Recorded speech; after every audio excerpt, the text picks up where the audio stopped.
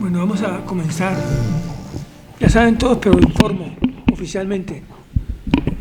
Don Alonso Restrepo y León, que es el conferencista, tiene 92 años y presentó un evento de salud hoy a las 2 de la mañana, un aneurisma de la aorta, que es un pronóstico, según el doctor Ricardo Salazar, pronóstico reservado, muy grave. Entonces, no puede hacer la conferencia la va a hacer Javier Burgos, porque tiene el documento. Alonso Restrepo es una persona muy importante, miembro de una familia antioqueña, pero cartagenero, es muy costeño. Es una persona que ha hecho una vida llena de excesos. Su vida es una vida de excesos.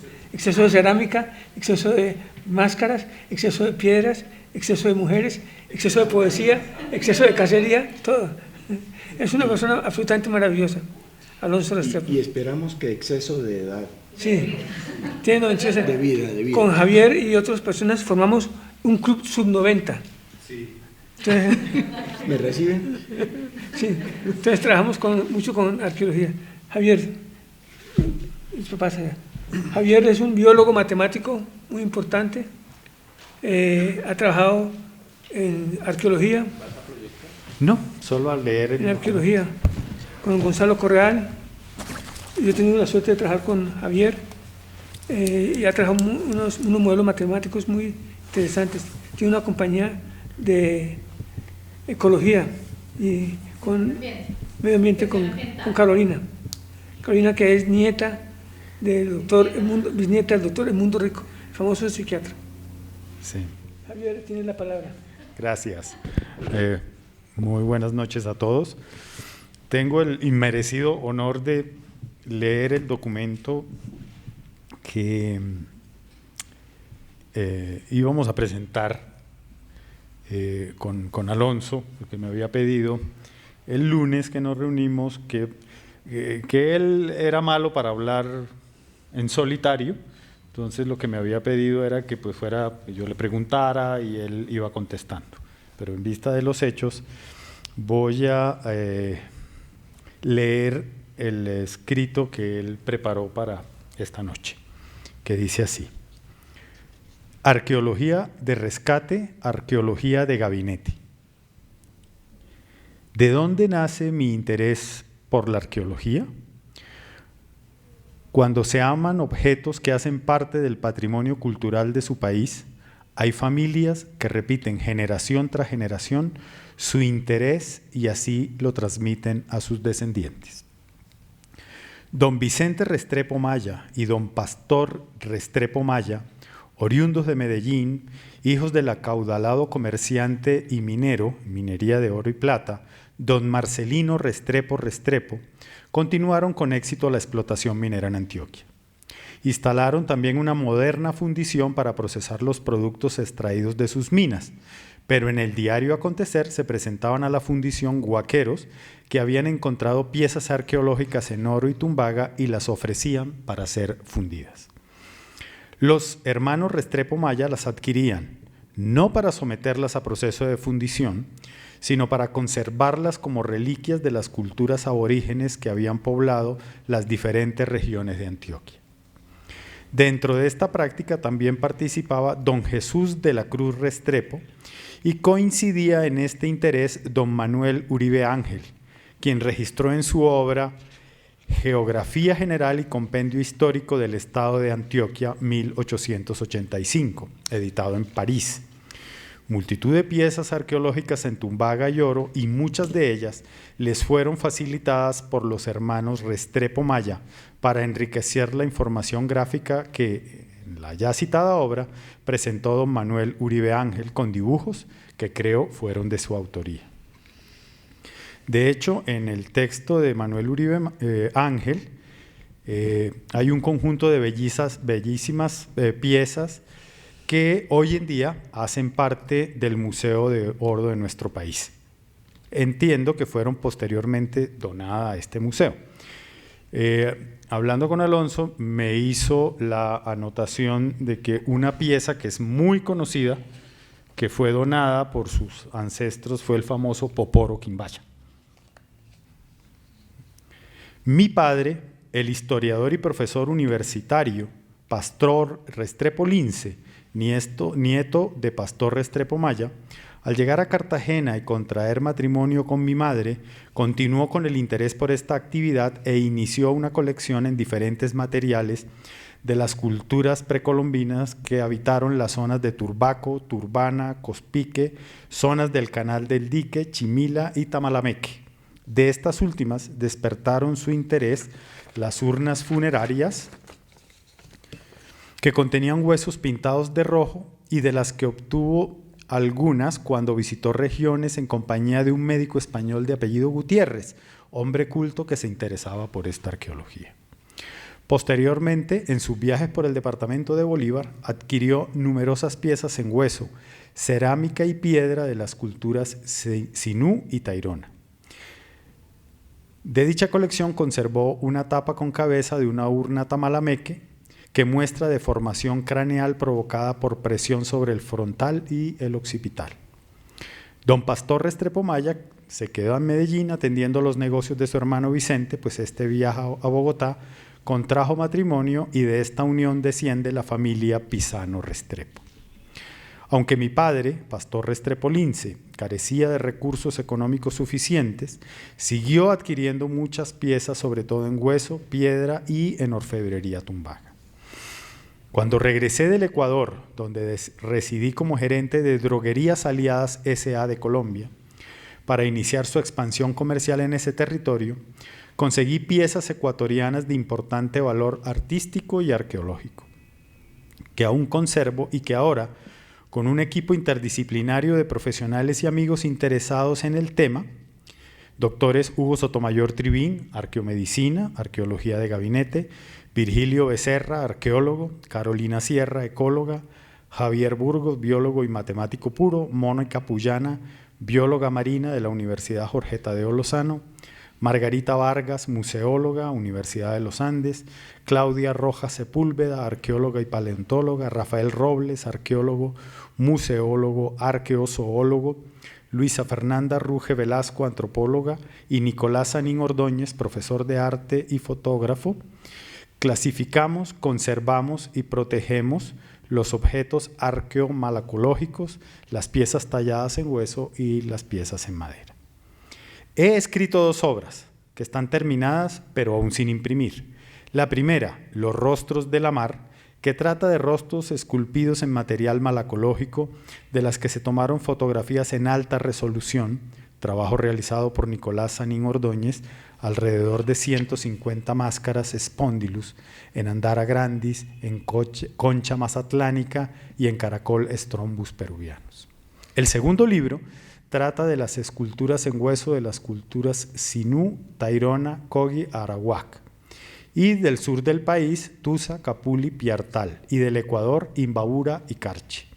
Y además algunas piezas trabajadas en huesos de ballena, bellamente esculpidas por los aborígenes precolombinos de la costa ecuatoriana. Mi padre me inculcó el interés y respeto por todos estos bienes culturales y desde hace 60 años sigo enriqueciendo la colección que él inició hace 90 años.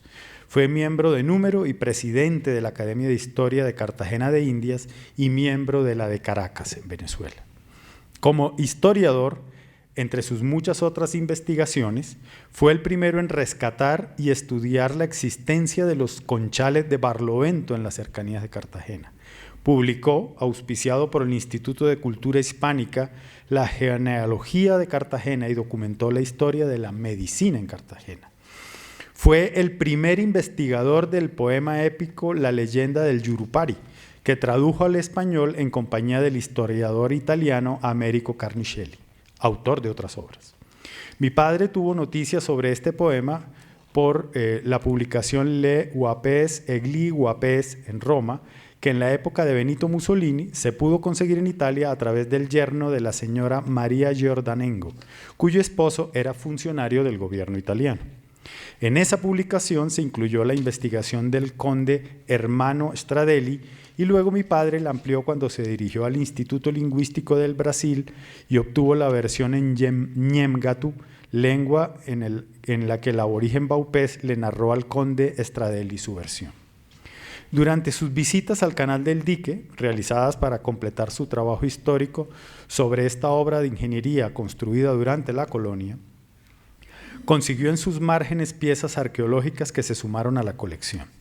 También trató los detalles de la historia de la construcción de este canal que une al río Magdalena con la bahía de Cartagena, obra de ingeniería adelantada durante la colonia y que ha enriquecido don José Vicente Mogallón, a quien obsequié los escritos de mi padre y quien adelanta una gestión de impulso ante el gobierno nacional para realizar las obras de conservación para esta importante vía.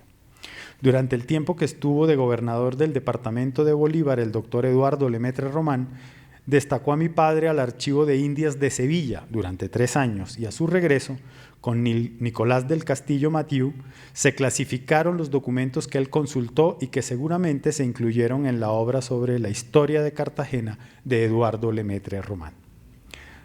Residenciado en Bogotá, don Vicente Restrepo Maya estudió la cultura muisca y consiguió piezas que se agregaron a la colección iniciada en Antioquia.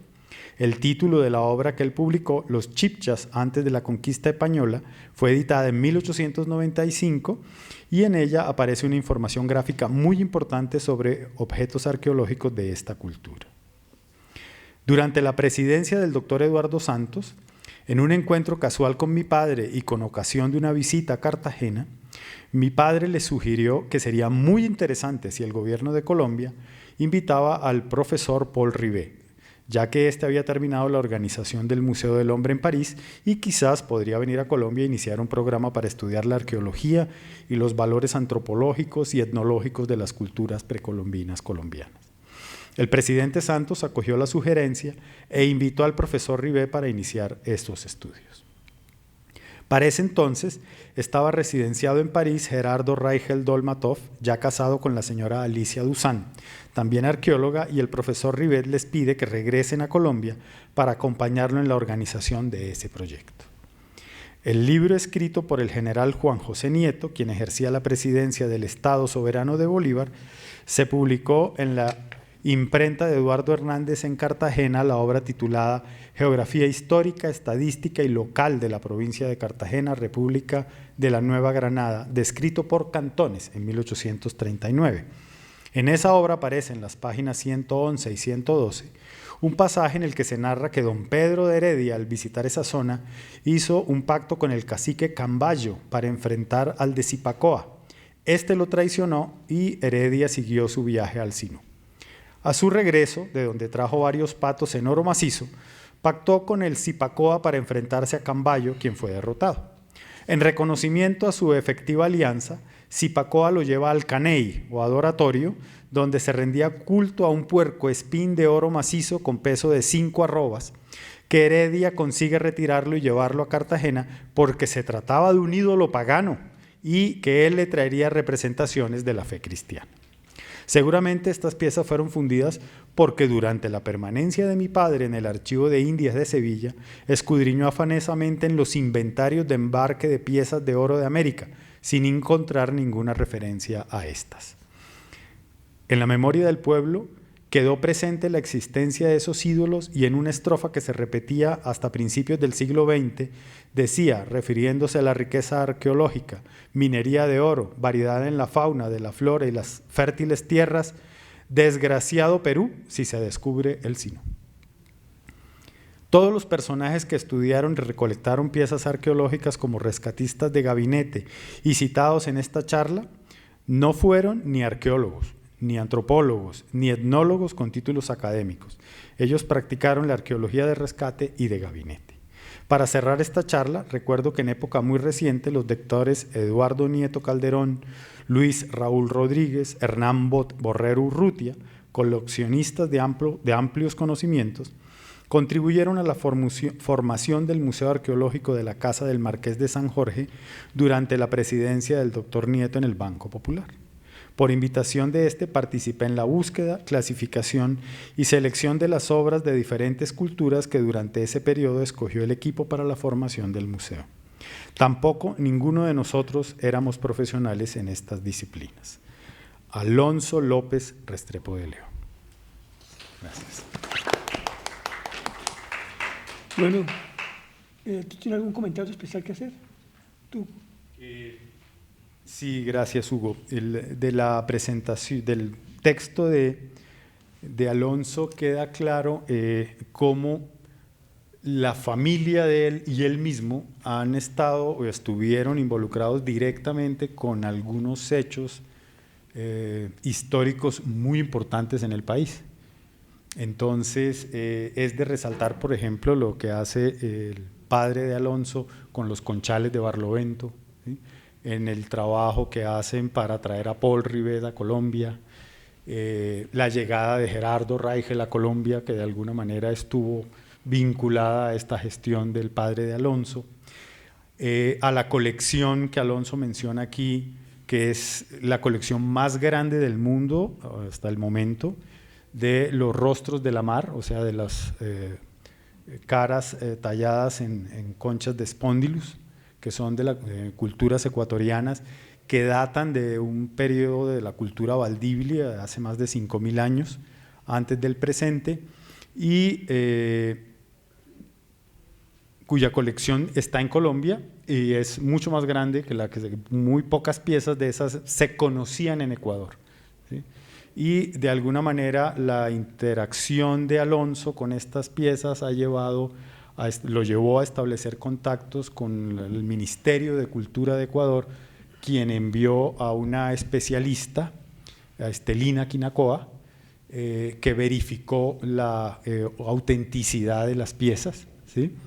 Y dio fe de la importancia enorme histórica que tiene Alonso en esa colección, que estamos pues trabajando para hacerla conocer incluso a nivel internacional, dada su enorme importancia histórica. Entonces, Alonso ha sido como dice su hijo Álvaro, es un coleccionista de colecciones. Entonces, que en términos matemáticos es una cosa muy interesante. Porque no hay conjuntos de conjuntos, hay colecciones de conjuntos, que fue la famosa teoría de Bertrand Russell al inicio del siglo pasado. Entonces, Alonso, con una mentalidad muy metódica, pero sobre todo muy estética, ¿sí? Organiza sus colecciones y las describe con la maestría de un profesional, y eso es algo que queremos resaltar. Gracias. Entiendo que don Alonso dona esta colección al Ecuador, ¿quién la devuelve? Él plantea en el gobierno pasado la posibilidad de devolverla, ¿sí? Pero le contestaron algo como esto, le dijeron, perfecto, no la envía, pero usted paga el importe para mandar la colección a Ecuador. Entonces, hasta ahí llegaron los esfuerzos, ¿sí? Porque el gobierno ecuatoriano, claro, manifestó interés, pero no tomó ninguna medida seria para, digamos, repatriar la colección. Alonso siempre ha sido claro que él no quería vender la colección, ¿sí? Porque eso es un patrimonio incalculable, que él lo único que pedía era que le reconocieran pues, los costos básicos de armarla, de montarla, etcétera, pero no era vender una pieza de esas como tal, ¿sí? Porque pues no tiene sentido para Alonso hacerlo, pero el gobierno ecuatoriano no tuvo interés en hacerlo. El año pasado fuimos con Alonso y participamos en el primer Festival Internacional de Historia en Villa de Leyva, y hicimos una presentación sobre los rostros de la mar, aunado a un análisis matemático que hicimos, que se llama una ontología de los rostros de la mar. En el auditorio estaba presente, no recuerdo el nombre ahora, pero es el historiador más importante ahora, un doctorado en Oxford, más importante de Ecuador en el momento, y él estuvo muy sorprendido, muy gratamente sorprendido con la presentación. Y de nuevo nos dijo, yo pues voy a hablar con el nuevo presidente y con el ministerio y me pongo en contacto con ustedes porque esto es importante que esté en Ecuador, pero hasta el sol de hoy no hemos oído ninguna manifestación relacionada con ese tema. Yo conozco a Alonso Restrepo hace mucho tiempo. Él es compañero de mi papá, tiene 93 años, igual que mi padre. Cuando yo hice la primera edición del libro Arqueomedicina de Colombia Prehispánica, me puse en contacto con Alonso en el año 1992. Me facilitó algunas piezas y las puse en el libro. De ahí ha continuado una amistad muy importante que ha aumentado en los últimos años. Es una colección absolutamente fabulosa. Creo que aquí todos la conocen. Llevé a Augusto, llevé a Paula, llevé a Javier. Tú fuiste. Es una colección sorprendente.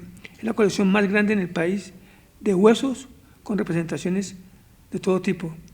Es la colección más grande en el país de cerámica, de malacología. Es sorprendente. Entonces yo me puse un propósito con Alonso, llevar gente a la Universidad Nacional para que hicieran tesis de grado. Entonces llevé a Virgilio Becerra, llevé a Claudia Rojas, llevé a José Vicente también, sí. Llevé a Gonzalo Corral, pero eso fracasa. Es una lucha muy grande aquí para que las cosas funcionen. Alonso se puso en contacto con el Ministerio de Relaciones Exteriores, con el Ministerio de Gobierno de Cultura para que compraran o hicieran un museo particular donde se pudiera exhibir eso. Va a ser complicado. Y si pasa alguna cosa con Alonso, no sé qué va a ocurrir con esa bendita colección, la colección más importante del país. Hicimos con Alonso un grupo muy importante, sí. Javier, Virgilio Becerra, los que mencionó, y hemos trabajado, fue importante. Y encontramos una pieza, Alonso una vez comentándome, Hugo, tengo una pieza especial. Vimos una pieza como una piedra ónix. La examinamos y pensamos que teníamos como una balsa.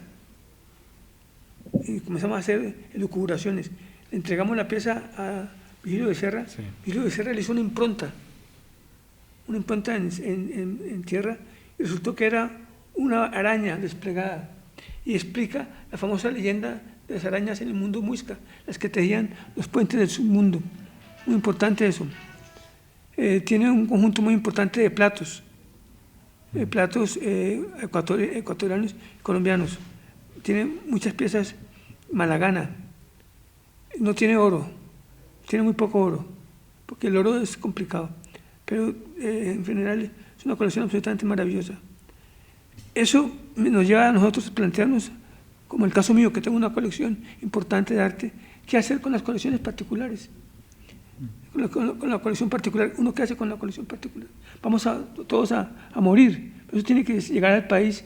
El problema es a quién se la entregamos, a qué museo se le entrega eso. Se entrega uno al Museo Nacional, es posible que funcione. Se entrega uno al Museo del Oro, es posible que funcione. Se entrega al ICANN, comienza el robo continuo, se pierden las colecciones. Entonces creo que la legalidad nuestra es complicada porque no permiten construir museos particulares. Aquí hicimos el año antepasado una reunión sobre el 5º encuentro de medicina y arqueología. Alonso trajo las piezas muy bonitas. Quería preguntarles a propósito de esa colección. ¿Hay otras similares en Perú o en Ecuador? ¿Conocen ustedes otras colecciones allá? De malacológica, no. En Perú definitivamente no hay. De eso estamos seguros. En Ecuador hay, pero creo que a lo sumo hay como unas 60 máscaras o menos. Y Alonso fácilmente tiene más de 350. Sí, yo he conocido en su casa. Entonces, la más importante colección malacológica americana creo que es la que tiene Alonso. Americana. Hay Una observación que yo quiero que ustedes, ahora que mencionan, me trajo a la memoria. El doctor Paul Rive vino aquí, ¿cierto? Sí. Y cuando se fue, se llevó la maleta desocupada. Absolutamente llena. Exactamente. Sí.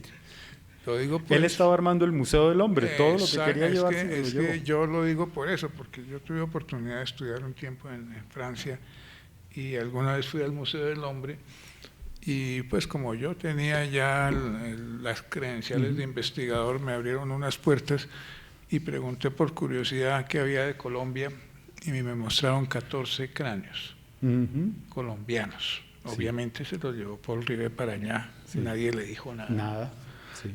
Tuve la oportunidad de tomarle fotografía a todos esos cráneos con sus núcleos, los números, y hay uno muy interesante allá. Tiene una etiqueta pegada donde dice Universidad Nacional de Colombia, Museo, y está el número de catálogo. Yo tengo esa foto. Hay 14 cráneos colombianos guardados en el Museo del Hombre en París. Y no alcancé a averiguar si había orfebrería o cerámica, pero creo que Es también altamente había. probable, sí. Entonces en esa época pues fue un honor que el doctor Paul Rive se llevara su maleta llena de cosas y nadie le dijo nada. No, y además era un honor regalar las piezas. Pero también, hoy día como eso es un delito. Absolutamente. De hecho, hace poco capturaron a un grupo de personas en España intentando vender unas piezas de orfebrería. A primera vista la mayoría son falsas, yo vi unas fotos. Muy probablemente sí, la mayoría son falsas. Sí. Paula. Complementando lo que decía el doctor Salazar hace un momento, finalmente pues la protección del patrimonio arqueológico pues viene desde hace mucho tiempo, viene desde la década de los 20, pero en realidad a nivel constitucional solamente está la constitución de ahorita del 91, ¿no? Entonces pues fue la larga tradición de la arqueología colombiana de bastantes, pues no solo fue Rivet, prácticamente que casi todos los extranjeros que pasaron por aquí se llevaron una muy buena cantidad. Ahí tenemos la reclamación al Museo de Berlín para las piezas de San Agustín también. Sí. Eso es, y en el británico también tenemos una manta además muisca, la más completica que uno ha visto, porque aquí tenemos son fragmentos bien pequeños. En el de Chicago también. En el de Chicago. Entonces, pues esto, claro, pues corresponde un poco como a toda esta trayectoria histórica y un poco a eso iba como mi segundo comentario en relación al texto que acabaste de leer, y es un poco la importancia también de esos datos, porque hay una deuda en Colombia enorme que es la historia de las colecciones, del coleccionismo.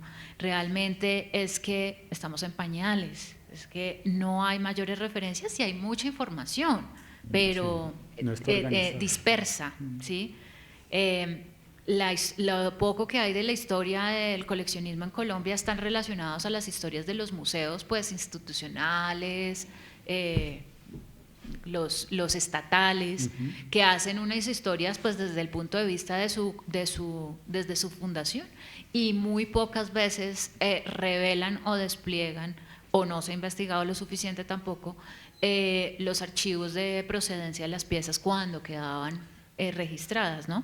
Entonces ahí tenemos como unos ejemplos pues muy puntuales. Está el itinerario del Museo Nacional, el itinerario histórico, por supuesto el Museo del Oro, pues son cositas pequeñas, pero alrededor de eso hay cualquier cantidad de colecciones particulares, y no necesariamente particulares, también institucionales, pero de una menor escala, que no son estas grandes instituciones.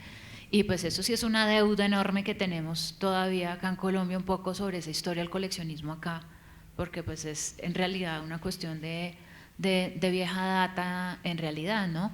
Cuando se analizan los inventarios, por ejemplo, coloniales de muerte, se morían y tenían que hacer como toda esta cuestión notarial de llevar registro de todo lo que tenían.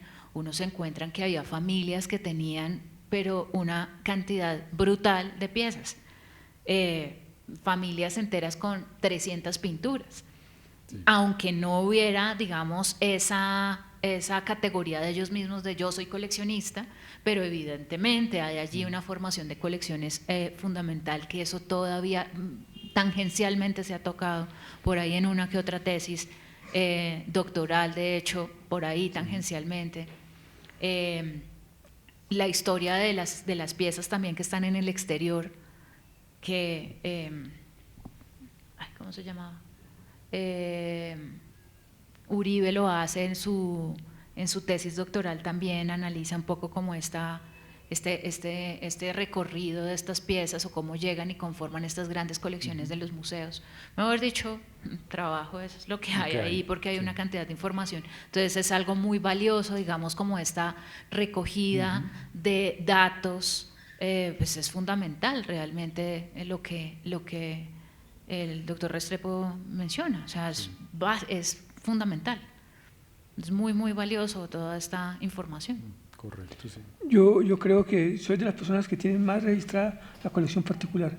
Mi colección particular está publicada en Boletín del Museo del Oro, revistas médicas, en Maguaré, en todo. Creo que es la colección más documentada.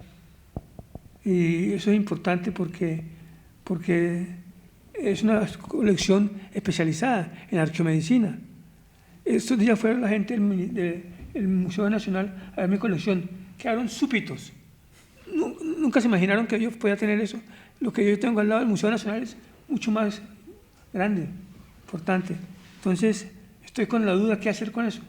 Entonces, ahí estamos con los problemitas de las colecciones particulares. Yo creo que efectivamente hace parte del patrimonio arqueológico y el patrimonio cultural del país, pero sí es bueno que ustedes, los propietarios, se planteen en qué manos van a quedar. Claro. Porque escuchando a la investigadora, recordaba haber visto yo una cantidad de inventarios del Museo Nacional cuyas piezas después no aparecieron. Entonces el saqueo ha sido sistemático, y también la referencia del doctor acerca de Paul Rivet. Sí, efectivamente los extranjeros, y hay muchas, lo de las piezas arqueológicas que hay en Alemania, a propósito que comentó la señora investigadora. En fin, parte del patrimonio cultural del país está muy saqueado y bueno, fuera de eso, que a algunos presidentes les da por regalar esos tesoros Quimbaya y ese tipo de cosas. Es decir, es un país que no se quiere a sí mismo, yo pienso. Es un país que carece de personalidad, o no sé, pienso que los mexicanos sí tienen mucho que enseñarnos a nosotros, porque tienen un sentido muy profundo de pertenencia, no solo a los museos, ni mucho menos, sino a su propio territorio, y esa identidad mexicana se ha reafirmado en las últimas décadas muchísimo, pues teniendo allí al lado a los Estados Unidos, no es para menos, pero sí hace falta, digamos, un sentimiento de pertenencia, y creo que a falta de ese sentimiento es que el patrimonio ha sido saqueado. El mismo Museo del Oro, recuerdo una exalumna mía que la contrataron para hacer un inventario de las piezas del Museo del Oro, y oh sorpresa, faltaban muchas. Y ya en la etapa en que el Banco de la República pues formó el Museo del Oro, es decir, donde uno se sorprende que falten piezas, con toda la vigilancia que hay sobre esos materiales, y aún así. Y lo otro es que ha habido, hago un comentario, pero eso sí, ha habido también una especie de compra, o hubo una especie de compra a los huaqueros de muchas piezas que eran imitación. Las compró el Museo del Oro.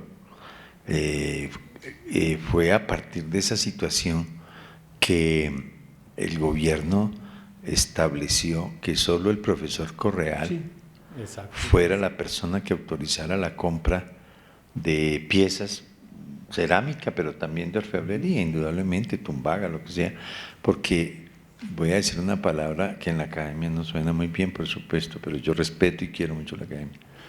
Pues un poco de piezas chimbas que le han vendido al Museo del Oro. Sí. Entonces, del patrimonio, pues hay todas esas aristas, y bueno, y lo que está ahora en boga, la cosa del Galeón San José, no sabemos pues cómo va a evolucionar eso. Pero yo lo que noto en los artículos, yo era niño o muy joven cuando leía mucho lecturas dominicales de los años 60, 70, y ahí aparecieron muchos artículos a propósito de lo que es la huaquería y el tráfico de piezas, que no son solo de oro, ni mucho menos, sino también de cerámica, que fueron saliendo del país y fue saqueado el país enormemente. Si uno se sorprende de las piezas que tiene exhibidas el museo, ¿cómo sería la cantidad de orfebrería del Sinú, de Pasto, de Nariño, que hubiera tenido el país casi que para armar un museo regional en cada uno de los departamentos? Eso pienso yo, pero la verdad es que es una vena abierta permanente, y también muchas piezas coloniales que han sido sacadas. Yo recuerdo cuando era miembro del Instituto Colombiano de Antropología que la familia Santo Domingo se les sorprendió sacando una cantidad de elementos coloniales, de plata, etcétera, de platería colonial, en fin. O sea que no hay realmente un sentimiento, digo yo, de nación en el sentido más profundo, de pertenencia, y todo esto se ha dilapidado también, realmente. Se decía que había una persona que tenía un museo más grande que el oro en los Estados Unidos, pues no menciono su nombre, pero en fin, también cuando el Centro Nacional de Restauración se creó por Colcultura, fueron muchos los cuadros que se perdieron, y por supuesto lo de las iglesias de Boyacá, que también siguen siendo objeto del saqueo, pero que es un saqueo enormemente especializado. Eso no es el robo por ahí que hace cualquier persona. Esos lienzos los sacan y ya se sabe para dónde van. Hay un tráfico permanente del patrimonio, y eso fue denunciado mucho en los 60. Había por lo menos un sentimiento de frustración por ese saqueo. Pero yo pienso que todas estas otras décadas ha continuado el país como una vena abierta, perdiéndose todas esas expresiones, digamos, culturales, no solo pues prehispánicas, sino también coloniales, de arte colonial, etcétera. Bueno, perdonen que me haya demorado. Aunque ha habido una mejoría, porque yo hice un trabajo hace muchos años en el Museo del Oro, después de publicar sobre cerámica, me presenté al Museo del Oro para investigar orfebrería y patología. Entonces me permitieron entrar al archivo fotográfico. Vi toda la colección del Museo del Oro en fotografía y escogí 42 piezas para investigar. Me fui a los diferentes museos del país y de esas 42 seleccioné 2 con patología. Una es un remate de bastón con una jiba y otra en Cali. Una cosa que comentaste tú, y no sé, Paula, me gustaría que ampliaras las colecciones falsas, la colección falsa de Medellín. ¿Cómo se llama? ¿La colección Calle? ¿Cómo? Sí. Y a mí me tocó ver hace mucho tiempo, me llamó un señor de ascendencia francesa en Montería. Me dijo: doctor, quiero que vea mi colección. Fui a su casa, un cuarto gigantesco, taponado de piezas arqueológicas. A mí me pareció esas piezas como malas. Préstame unas fotografías. Me facilitó el álbum. Lo traje el álbum acá, y estoy de Amparo Adames, la que en ese momento era la más experta en cerámica. El 80% falso. ¿Sí? Entonces me tocó ir a Momil. Fui a una excavación en Momil y me encontré que había Momil 3. ¿No? Sí. Excavan y las hacen, sí, sí, las venden. Eso es mucha trampa también en eso. ¿Algún otro? Es una espiral, ¿no? Tremenda, una espiral, pues ya, digamos que de desarrollo histórico, pero a la larga, como no había una regulación para la compra ni la venta de las piezas, al momento en el que se empiezan a crear las colecciones, sobre todo las del Museo del Oro, que eran los que tenían plata para comprar, pues básicamente el mismo Museo del Oro fue el que estimuló la huaquería. Y al estimularla, pues por supuesto que hacer las piezas hechizas, las llamamos nosotros, las piezas hechizas, que en realidad a veces no es que sean hechas, sino que cogen partes de o varias partes de originales y arman una pieza a partir de, o sea, los fragmentos son originales, pero la composición no es original. Y pues obviamente que se estimuló bastante la falsificación porque se compraba. Cuando el gobierno nacional decreta la guaquería como un delito, el problemón del Museo del Oro fue poder parar los proveedores, porque esto ya era una práctica que se había extendido por prácticamente todo el país. Y ahí es cuando se crea la FIAN, de hecho, para estimular ahora que las colecciones se nutrieran es directamente a partir de unos fondos de investigación en arqueología concretamente, ¿no? Entonces, pues parar al Museo del Oro y cambiarle un poco la tónica a la gente, pues esto es algo que todavía nosotros estamos viendo un poco esta consecuencia de la guaquería. Ahora, la colección Arango en Antioquia pues ya es tan importante de toda la magnitud que tiene, tanto pues que ya se considera como un punto de referencia, pero en cuanto a colección de falsificaciones a la larga, falsificación claro que muchas de esas, como les digo, son hechizas en realidad, o sea, los fragmentos son piezas originales, la composición no la es. Cogen varias piezas y arman una. Sobre lo del Museo del Oro, que es nuestra referencia. Esto del saqueo llegó a adquirir tanta magnitud que una vez encontraron, hace más de 10 años, encontraron que faltaban muchas piezas de la colección, de las que no se exhiben. La directora de ese entonces dijo que no importaba mucho porque lo que se habían llevado valía 6.000 no sé cuántos pesos, porque estaban tasados al precio en que los compraron hace mucho tiempo. Y ella con todo el descaro dijo eso, que el robo no tenía ninguna importancia. Y ahí también, te lo debes saber bien, la modalidad del cambiazo. Una pieza buena la cambian dentro del museo, o la cambiaban, no puedo decir eso. Y una inquietud, estoy casi seguro que cuando por fin, bueno, no digo por fin porque ojalá eso se demore, que cuando se decidan rescatar el galeón San José ya no va a existir, estoy casi seguro. Un comentario más. Alonso tiene una cosa especial, tiene un sentido estético especial, eso le ha servido para la colección. Yo, después de hacer tantas observaciones sobre cerámica, llegué a la conclusión de que el arte cerámico es escueto, elegante, sencillo. Cuando una cosa a uno le llama la atención por su fealdad, por su ordinariez, eso no es auténtico. Entonces el arte cerámico uno lo reconoce por el olor, el sonido, el peso y la estética. Bueno, ¿algún otro comentario, Ricardo? Pues sí, yo creo que lo que se está planteando aquí, la idea no es hablar de problemas, sino proponer soluciones. Ahora yo los oía y realmente el gran problema que tenemos en Colombia es nuestra falta de sentido de pertenencia, pero no es a criticarlo. Yo creo que, como decía Confucio, demos el primer paso y busquemos la forma de que la gente defienda nuestra cultura, nuestro patrimonio, nuestra nacionalidad.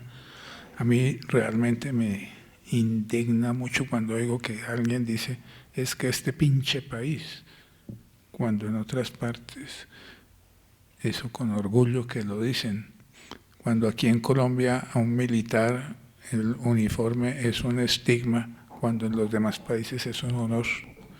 Entonces yo creo que todos debemos poner nuestro granito de arena. Y la segunda parte que se me ocurre, que si podemos de pronto eventualmente, yo tengo la misma inquietud que el doctor Sotomayor, yo también tengo una colección precolombina, pero nosotros ya estamos más de salida que de llegada, ¿dónde la vamos a dejar? ¿No? Entonces yo creo que sí vale la pena de pronto contactar a empresa privada que hagan un nuevo museo de eso. Yo creo que podemos dejar esa inquietud, ¿no? Y de pronto sería bueno hacer eso, o un museo regional, no sé, ¿no? Que se pueda, pero no que cuando nosotros no estemos, cojan nuestra colección y la metan en una caja de cartón a ver qué hacen con eso. Eso no debe ser. Por ahora vamos a hacer este encuentro de medicina y arqueología el año entrante. Encuentro de medicina y arqueología para tratar de mostrar esas cosas. Bueno, Bueno, yo creo que si no hay más comentarios, Listo, vamos a tomar un café. nos tomamos un vino Eso. durante la sesión.